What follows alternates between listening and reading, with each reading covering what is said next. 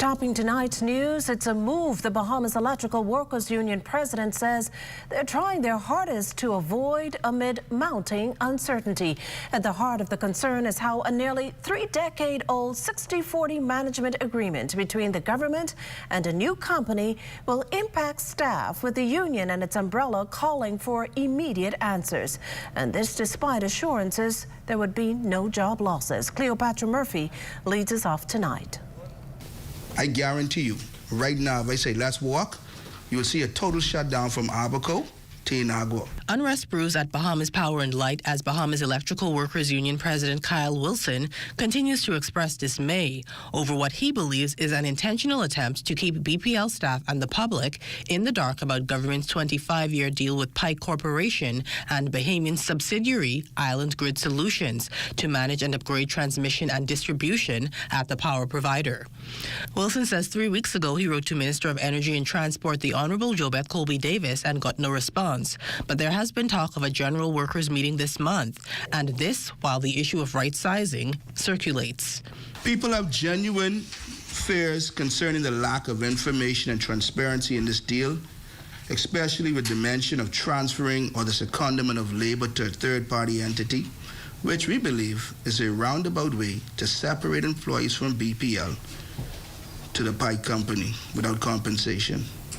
Wilson claims authorities are disrespecting the union, citing a recent document articulating how staff will be directed with stakeholders and without consulting the union. Adding insult to injury, he says the framework for a similar situation was agreed when union signed an MOU with the then opposition PLP, now government, back in 2022, a document he says is not being followed. He further laments issues in the alleged document that are in direct contravention to the industrial agreement. Workers wish to know how their benefits will be affected, especially their medical and pensions. Currently, the union has no representative or information concerning the pensions or the boards that govern the pensions. And we must have immediate representation on those boards as it is our monies, especially with the contributory pensions. This is not up for debate. 4 years, the union has fought this pension issue, and we refuse to go another day. Wilson also lamented the disregard of the MOU intended to avoid industrial action, still not regretting signing. It's a good thing. The problem is it's not being executed, or it's not being followed or respected by the people downstream, right? And so it's just like with our industrial agreements. We have issues every day. We sign the industrial agreements, but every day we got to be fighting the company to adhere to the industrial agreement. What I'm seeing is a lack of adherence. The union president went on to reveal his embarrassment when he recently asked the minister to clarify how staff would be impacted, but was given a direct no. Standing with the BEWU is president of the Bahamas Trade Union, Congress Obi Ferguson, who says he is prepared to do what must be done. We have some really strategic players in this country.